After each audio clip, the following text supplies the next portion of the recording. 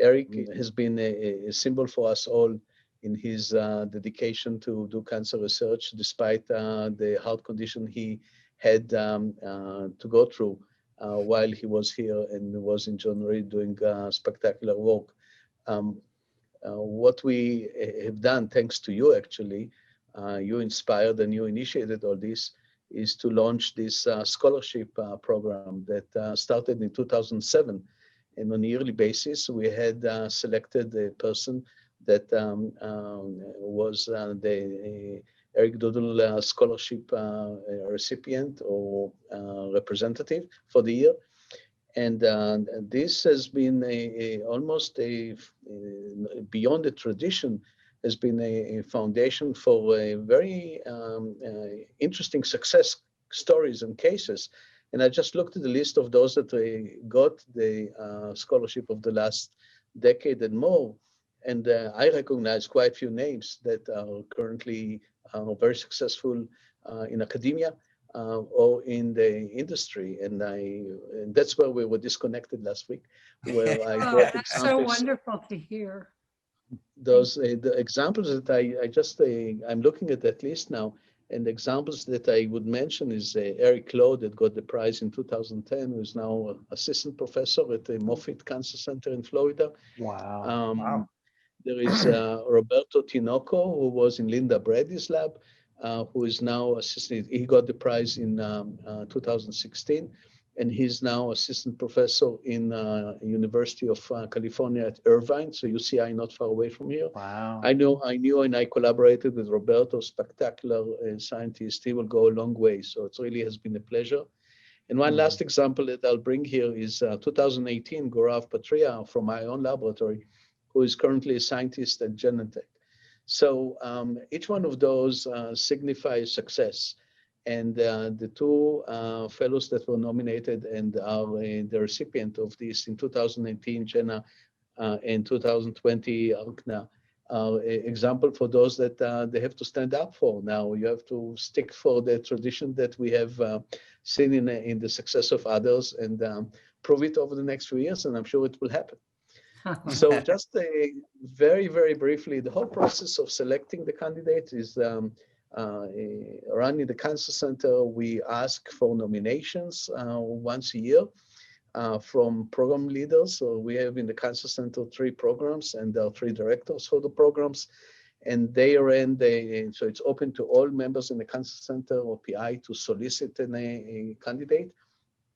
And once those have been solicited, there is a small committee that is primarily composed of the leadership in the Cancer Center that sits together and choose the best candidate to their own opinion. There is a short discussion.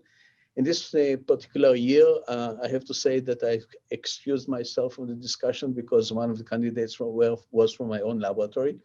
So the final award came from our president, Christina Bury, who got the nomination from the program directors. And based on that, Archna Ravi was selected. So just that you know how the process has been going, and has been like this every year. And we are really happy and proud to see what came out of it. So thank you for making this possible. It's an institute. That's what I was looking for earlier, that was established thanks to that. And it's a really great way to cherish the memory. So before we go further, maybe Jim, Barbara, and Bret, you want to say something, and then we can go to program directors and presentations. You bet. Listen, thank you very much. And again, from the bottom of our hearts, we thank Burnham for what you did for Eric. And I'm going to the Institute for what you did for Eric. And I'm going to just cover a few things. Everybody knows fellows come to the Institute to learn how to do world-class scientific discovery. But what is less known is that science has to be guided by compassion. And Eric's story exemplifies that Institute's compassion. This is a picture of our son, Eric, who developed a cancer so lethal that despite 5 different chemotherapies, he succumbed to it within a year.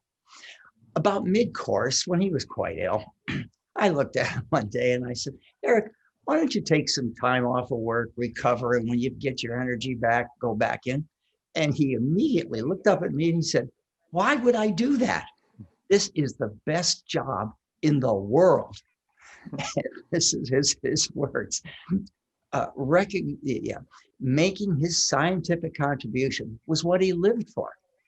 Recognizing that, the Institute went through the trouble of covering his time away for illness, which allowed him to continue to work until 4 days before his demise. And in order to honor his wish and contribution, the Institute added his name as co-author on papers that evolved from his work. So fellows may come to the Institute for the science, but they're guided by and stay because of compassionate caring. So you've got the whole package. Barb, did you want to say anything? Real quickly, I want to recount the story of a very nice time before he died. People from USC, from his lab, came down, and there were 15 of them. And of course, coming from LA, they landed at lunchtime. So we had food, and I looked around, everybody was having such a good time. It was obvious they cared about and respected Eric, and there was a lot of laughter, and we have a wonderful picture of them all standing on the staircase. And a young woman came up to me and she said, I want to tell you, Mrs. Dudl, how kind and helpful Eric was. There was a piece of machinery she was supposed to be utilizing. She walked in and looked at it, and it was obvious to Eric she was not sure how to proceed. He helped her, and she said he was very gracious, and he was known around the lab as the guy, the go-to guy if there was a new machine that had come in and you didn't know how to use it. Bret? Thank you. My name is Bret Dudl. I'm Eric Dudl's brother, and it's a real honor to be here and to have a chance to honor my brother's legacy. He was had the chance of his lifetime to work at the Institute, and his legacy lives on through his endowed scholarship here. And this is truly the best way that we can honor him, because he was so passionate about education and supporting others, and the fact that he could support others to go on and further their work in fighting cancer is just the best way that we can honor him. And so we're so glad to be here, and so glad for the Eric Dudl Endowed Scholarship Fund. Thank you, Jean, Barbara, and Bret. I would only comment that compassion and commitment is the way of our life in science. We are not able to do anything significant without complete dedication and total immerse in what we do. That's our success, and we're proud to do that this way. There is no other way. So I want to introduce Linda Bradley, the lead of the tumor immunity program here in the Cancer Center. And Linda will introduce the recipient of the Eric Dudl Scholarship in 2019. Linda. Thank you so much for the introduction. It is very much a pleasure for me to meet with you today and honor your son, Eric.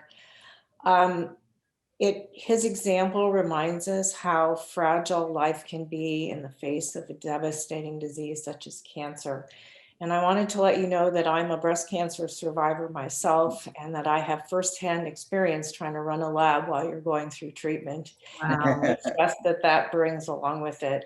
But I'm also a parent, and I can only imagine the devastation you must feel having lost your son to this disease at this early stage in his life. And I am passionate about research, and especially research in cancer. As I'm an immunologist who's focused my entire life on the cells of the immune system that help fight not only cancer, but virus infections. So this has been an exciting time for me in my lab, because we do both work on cancer and virus infections. And it is a great pleasure for me to introduce my postdoc, Jenna Hope. She joined my lab, as she indicated earlier, in 2017. She had received her Ph.D. from Dr. Peter Kasikas, a very renowned T-cell immunologist as well. And she came with incredible expertise in both cellular and molecular immunology. But most importantly, she came with a passion for a career in cancer research and to which, and the hope that she can contribute to better and new treatments and advances that will ultimately eradicate cancer and improve the lives of cancer patients.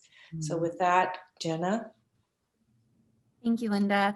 It's really a great honor to have both received this award and just to be here today with all of you, particularly because of the story behind it. And as both Zev and Linda and everyone has mentioned, we all have many different reasons for going into science and research, but one thing that we all share is the passion for our work. It takes a lot of hard work and long hours to address some of these questions that we have, and it can be stressful and draining under the best of conditions. We also know how taxing cancer therapies can be on a patient's body, mind, and their souls. So for Eric to have continued his work with such diligence, as you said, up to 4 days beforehand, while undergoing those treatments is just truly inspirational, and it speaks to his resilience and character. For myself, you're welcome. For myself, I joined Linda's lab back in 2017, as we mentioned, and I knew at the time that I wanted to devote my research towards understanding why our T cells fail. Because we know that when they're facing a tumor, they often fail compared to most viral infections. And with the overall hope of uncovering some new ways that we could promote anti-tumor T cell immunity. And over the last few years in Linda's lab, our really exciting studies have shown us that we can simply target one molecule that's expressed on these T cells and alter its ability to develop into a cytotoxic or killer T cell. We can change the entire trajectory of the cell, how it consumes energy, and how it can compete with cancer cells for nutrients, which is really important because ultimately this helps to slow, stop, and in some cases even clear established tumors in our mouse model systems. So a major interest of mine as part of that is looking into the metabolism of these T cells, because we know that T cell metabolism changes upon activation. And so I had hypothesized that our target on our T cells was altering how these T cells were consuming energy. And with this award, I was actually able to travel to Pittsburgh, Pennsylvania, where I spent a week in the lab of a well-recognized T cell metabolism expert, Greg Delgoff, and I gained invaluable hands-on experience with T cell-based metabolism assays. So I was able to bring that back then to our lab, implement those studies here, and we've kept going. The timing of this was super lucky because as a 2019 recipient, I was able to travel before COVID happened, of course. And so that was in early January of this past year. And, I couldn't have asked for better timing in that respect. So my hope is that as we continue to move on, we continue with our work translating this hopefully into future patient therapies that hopefully will have some real results in enhancing patient lives. So thank you so much again. Excellent. Wow. You're welcome. What a deserving recipient. Yes. Thank you, Jenna. Brooke is an expert in cancer metabolism. So she's the one that figures out how the energy is actually produced or manipulated in cancer cell. And she's doing super elegant studies in her laboratory. Brooke, all yours to introduce. Thank you, Zev. You're too kind. Yes, so we really study cancer metabolism, really how cancer cells rewire to really evade the immune system, as Linda studies, and other things that allow cancer cells to grow. But it's not about me. This is about Archna Ravi, and it's my great pleasure to introduce Dr. Archna Ravi for the 2020 Eric Dudl Scholarship as the 2020 Eric Dudl Scholarship awardee. Like I mentioned, Archna, it was my very first postdoc, and she took, great risk joining a young, new PI. So I just am, she has integral in my lab, and I owe a lot to her. And, not only is she a scientist in my lab, we've become really great friends over the years. So she's an extraordinary, talented, and rigorous scientist. I cannot say enough about her. But as well as that, she's a kind and humble person that is like Eric, that you spoke about, she's always willing to help people in my laboratory as well as people at the Institute and neighboring labs. She's known for helping people with their experiments at the Institute.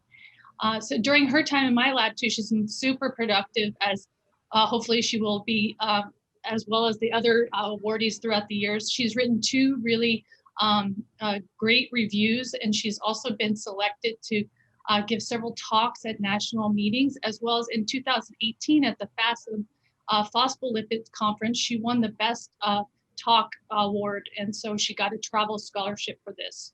She's also an author of 2 manuscripts from my lab, and one she's actually first author that is in revision right now in the journal Developmental Cell. So we're super excited about this.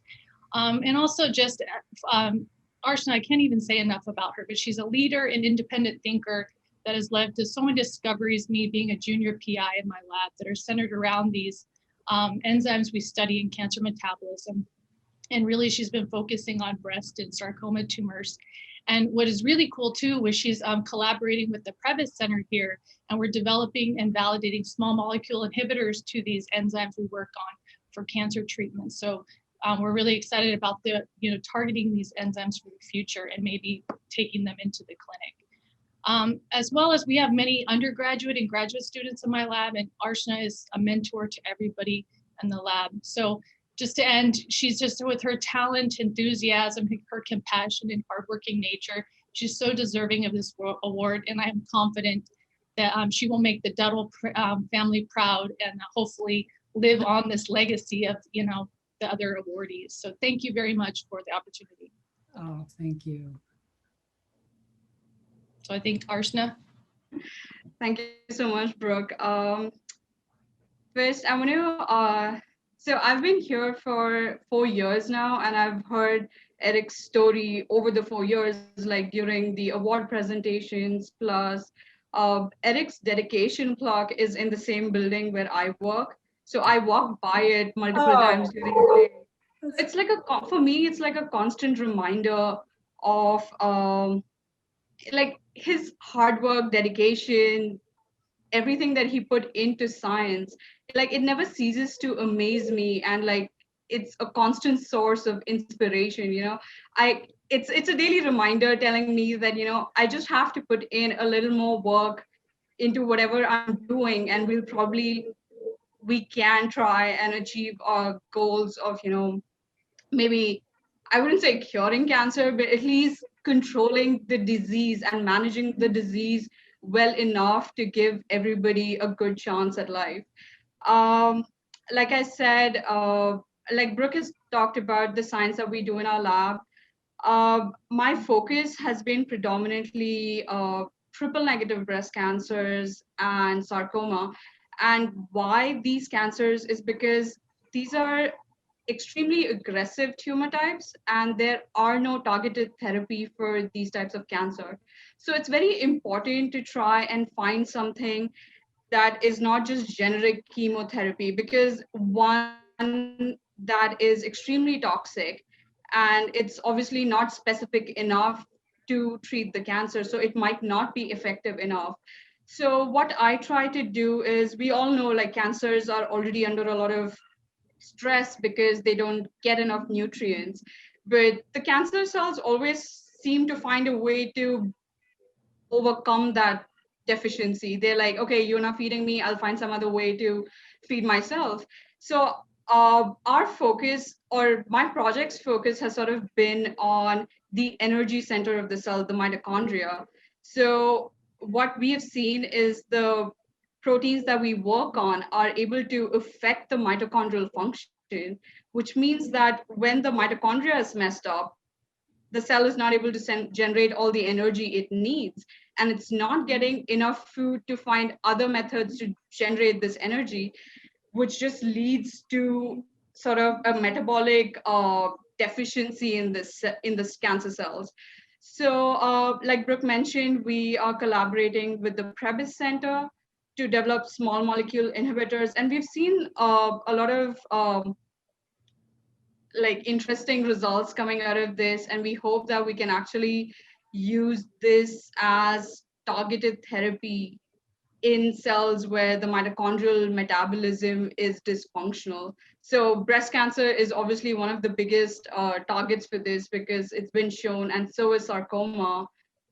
So I'm hoping that the outcome of the research is going to be something good. And for me, like Brooke said, I am just finishing up my project, writing up my papers. So this scholarship is fantastic because now I get to go. I mean, I can't really go for conferences, but I've registered for multiple virtual conferences, which means I can put my work out there, see what people think about it, and see how effective it could be in the field.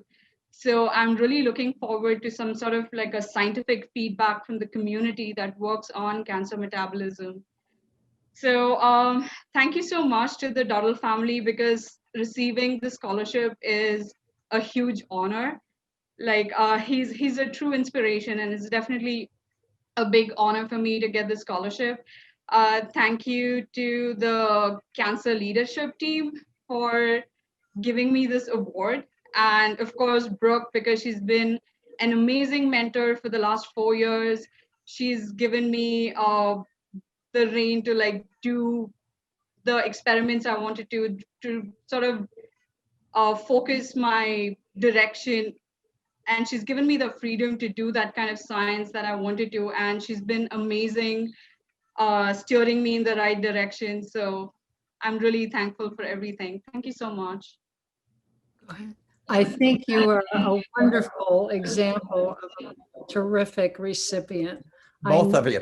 Yeah, Yes. I just know you are going to go on and do amazing Sounds like- things, both of you. Yeah. Sounds like you picked up where Eric left off. Thank you. Thank you so much. Yeah, so I was about to say just the same as I'm impressed by Jenna and Archna, and I can see those two young scientists going forward and demonstrating that they're doing at least as good and probably better than the other ones that received that scholarship in the previous years. So Onward no and upward. pressure there, Yes. no pressure there, everything is cool. I want to thank you, the Dudl family. I think that you recognize that there is a very serious commitment and driven by inspiration.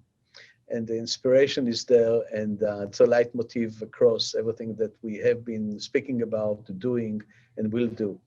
And thank you for being part of that and making this institution possible so that we can continue on.